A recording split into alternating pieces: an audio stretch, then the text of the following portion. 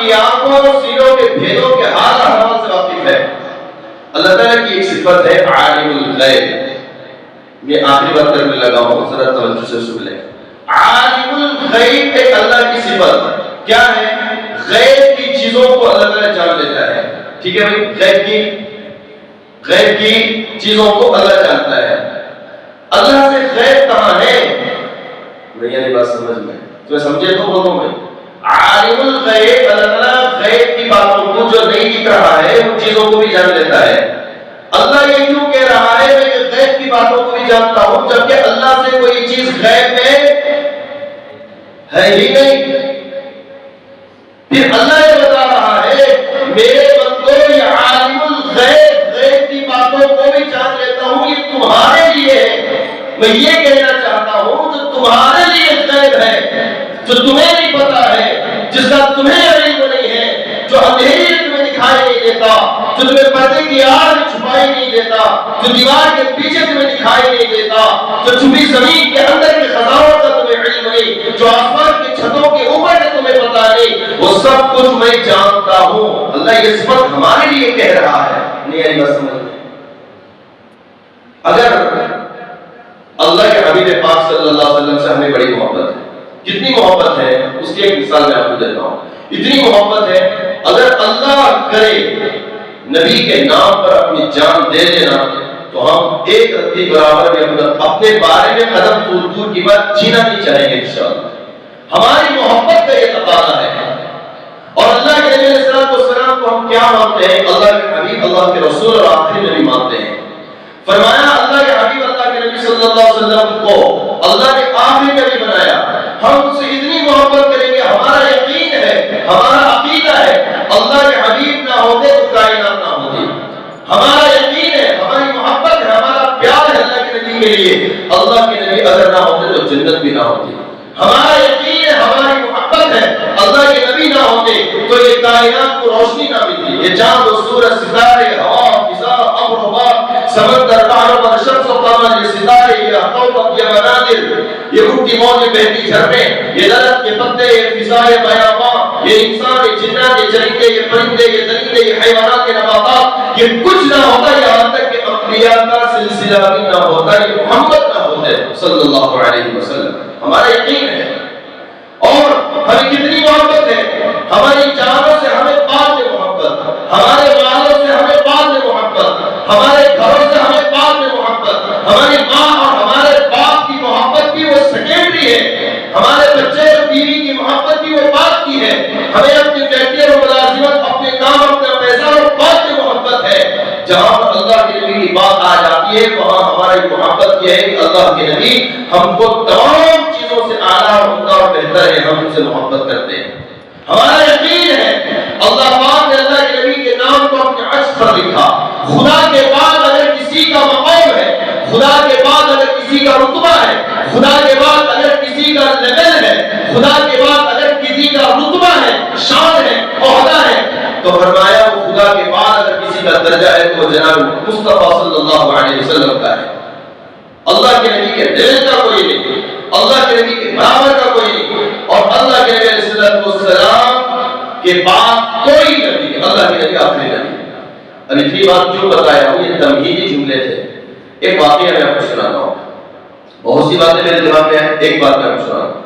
بیر معونہ، کیا بولو؟ بیر معونہ ایک واقعہ ہوا۔ بیر معونہ کا واقعہ یہ ہے کہ بنو عامر، ذہن سے سنیں، بہت اچھا واقعہ ہے۔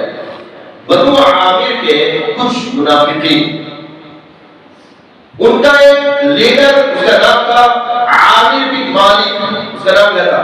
عامر بن مالک۔ وہ ایک ٹیم کو لے کر اللہ کے نبی کے پاس آیا اور کہنے لگا یا رسول اللہ، ہم جو ہے فلاں کھیڑے میں رہتے ہیں، بنو عامر جو گاؤں ہے، بنو عامر قبیلہ، اس قبیلے کے رہنے والے، ہمارے پاس نماز پڑھنے والا، ذکر کرانے والا، ہمیں تسبیحات، دعوت، تبلیغ، ایمان، توحید بتانے والا، بیان، بات، نصیحت کرنے والا کوئی نہیں ہے۔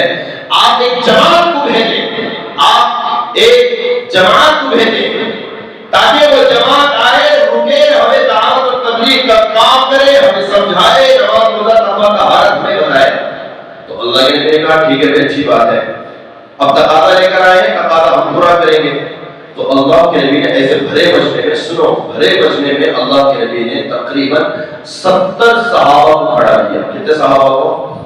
اور 70 کے 70 صحابہ کی یہ جماعت ایسی پاورفل جماعت تھی، اس میں پورے کے پورے قرآن کے حافظ تھے، قرآن کے عالم تھی، اور علم لیول کا علم تھا، ان کے برابر کا کوئی صحابی نہیں. ایسے علم والے، ایسی فطانت والے، ایسی ذہانت و ذکاوت والے، ایسے علم اور مسائل کی تحقیق کرنے والے صحابہ، 70 صحابہ کی یہ جماعت لے کر عامر بن مالک کا بہت ظالم تھا، منافق تھا، لے کر گیا ایک جگہ پر، ایک پہاڑ کے اوپر، بیر معونہ. اللہ کے نبی علیہ السلام نے عامر بن مالک کا جو بھتیجا تھا، بھتیجے کا نام عامر بن طفیل، انہیں بھتیجا انہیں چاچا، جو بنو عامر کا سردار تھا. سمجھ جائے گا بات؟ بنو عامر جو قبیلہ ہے، وہ قبیلے کا سردار عامر بن طفیل جو لے کر گیا وہ بھتیجا تھا، جس کا عامر بن طفیل تھا، اس کا نام دیا عامر بن مالک. لے کر گیا، اللہ کے نبی نے خط لکھا تھا، خط لکھ کر کے ایک صحابی کو دیا اور بولے تم ڈائریکٹ قبیلے میں مت جاؤ، کیونکہ وہاں ایمان والے نہیں، ہو سکتا ہے کوئی تکلیف نہ ہو جائے. آپ کے خط لے کر پہلے عامر بن طفیل وہاں کے سردار کے پاس جاؤ، وہ خط لے کر آپ کا پڑھے گا، پھر آپ کو آنا نہیں آنا اجازت دے گا نہیں دے گا، پرمیشن ملے گی نہیں ملے گی، وہ آپ کے بعد ہے. وہ صحابی کیا کرے، لے کر نکلے.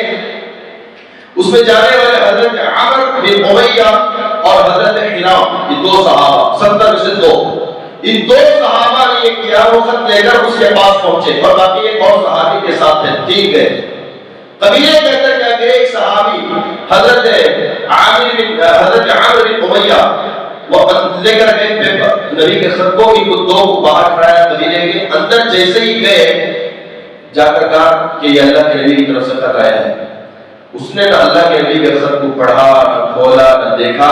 اس کے پاس ہاتھ میں نیزہ تھا، نیزہ لے کر ایسے زور سے مارا کہ حضرت عمر بن امیہ یا حضرت حرام کے جو ہے سینے کے آر پار ہو گیا، باہر سے نکلا، ایک ہی مارا. اسی جگہ پر حضرت صحابی فوت ہو گئے، شہید ہو گئے، اور مرتے مرتے کہا فزت برب الکعبہ، اللہ کی قسم میں تو کامیاب ہو گیا. اور باقی جو بچے تھے ان کو بھی پکڑ لیا گیا، ان کو بھی اسی جگہ پر شہید کر دیا گیا.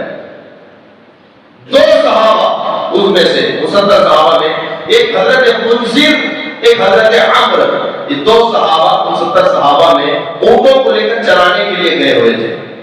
ادھر 3 ادھر 2، 5 صحابہ میں 3 کو ادھر شہید ہو گئے، 2 ادھر اونٹ لے کر چلے گئے. بچے کتنے ادھر؟ 60 پر 5 صحابہ. پورے کے پورے 60 پر 5 صحابہ کو ان کم وقتوں نے، اور اس کے علاوہ 3 صحابہ پوروں کو شہید کر دیا. صرف 2 صحابہ باقی رہ گئے تھے جو اونٹ چرانے گئے تھے. ٹھیک ہے، ایک صحابی کا علم بھی اس طرح کا تھا، حضرت خالد بن ولید جہاں جاتے تھے ایک جمعہ سے دوسرے جمعہ تک پہلے اس ملک کے اندر کوئی نہ کوئی خلاف پتا کر لیتے تھے. ایک صحابی سے اتنا کام ہو سکتا ہے دعوت و تبلیغ کا، ملکوں کے ملک فتح ہو سکتی ہے، اور بڑے بڑے دشمنوں کے قلعے زیر و زبر ہو سکتے ہیں، ان کو ایمان اور اسلام کی توفیق مل سکتی ہے. 70 صحابہ کا شہید ہو جانا کیا نبی کے لیے غم کی بات نہیں تھی نہیں تھی بھائی؟ کیا اللہ کے نبی اس بات پر جانتے ہوئے صحابہ کو ان منافقوں کے ساتھ بھیجا اللہ کے نبی نے؟ میں یہ بتانا تھا واقعی سے. اللہ کے نبی کو یہ بات معلوم تھی کہ یہ لوگ لے کر جائیں گے تو اس جگہ پر جا کر نبی کو کیا کریں، صحابہ کو کیا کر دیں گے، شہید کر دیں گے. اللہ کے نبی کو اگر بات کی بات پتا ہوگی تو اللہ کے نبی کہیں صحابہ کو بھیجتے ساتھ میں، ارے بھیجتے بھائی. ایک یہ پوائنٹ.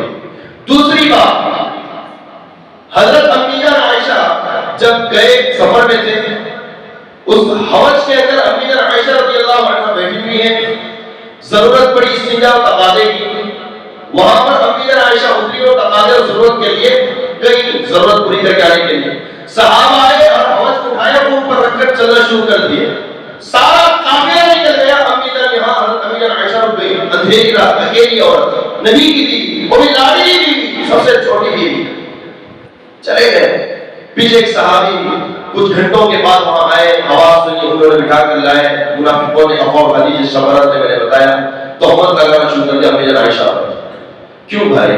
اللہ کے نبی کو میری بیوی مجھے پیچھے چھوڑ چکی ہے، وہ قضائے حاجت ہو گئی ہے، ایک چھوٹی سی بات کا علم اللہ کے نبی کو کیوں نہیں آیا پیچھے کے بارے میں؟ اس حوالے میں تو میری بھائی ہے ہی نہیں، بیوی ہے ہی نہیں۔ اچھا چلو ایک تو وہ بات، دوسری بات کہ اللہ کے نبی نے اکلوتی عورت کو اس اندھیری رات میں اکیلے تنہا چھوڑ کر جا سکتے ہیں؟ تو معلوم ہوا اللہ کے نبی صلی اللہ علیہ وسلم کو وہی علم حاصل ہے، وہی چیز معلوم ہوتی ہے جو اللہ ان کو بتاتے ہیں۔ ثبوت قرآن کریم کی آیت والنجم اذا ہوا میں سورۃ النجم کے اندر وما ينطق عن الهوى، میرا نبی وہ نبی وہ جو کچھ بھی بولتا ہے وما ينطق وہ نہیں بولتا، ما مائے نافیہ وما ينطق وہ نہیں بولتا عن الهوى اپنی مرضی سے، ان ہوا وہ جو کچھ بھی بولتا ہے وحی یوحی ہم اس کے دل کے اوپر بات ڈالتے ہیں تو وہ زبان کھولتا ہے۔ سمجھ آ گئی بات؟ تو معلوم ایک بات یہ نہیں، ایسے انشاءاللہ اسی پر یہ اس لیے میں آج زیر بحث اس بات کو سامنے رکھا، الذین یؤمنون بالغیب، وہ لوگ جو ایمان رکھتے ہیں غیب پر، وہ لوگ جو ایمان رکھتے ہیں غیب پر۔ غیب کیا ہے؟ وہ اللہ کی صفت ہے، اللہ تعالیٰ جانتے ہیں، اور اللہ تعالیٰ جس نبی کو چاہتے ہیں علم غیب دیتے ہیں، مگر اس کو ما یکون کا علم نہیں کہا سکتا کہ پورے کا پورا ٹوٹل علم تھا، نہیں، اللہ جو چاہتے ہیں وہ عطا فرماتے ہیں ہر نبی کے لیے۔ ٹھیک ہے بھائی، انشاءاللہ ایک مسئلے کا عقیدے کے سلسلے سے بات ہوئی، اللہ تعالیٰ ہم تمام کو عمل کی توفیق عطا فرمائے۔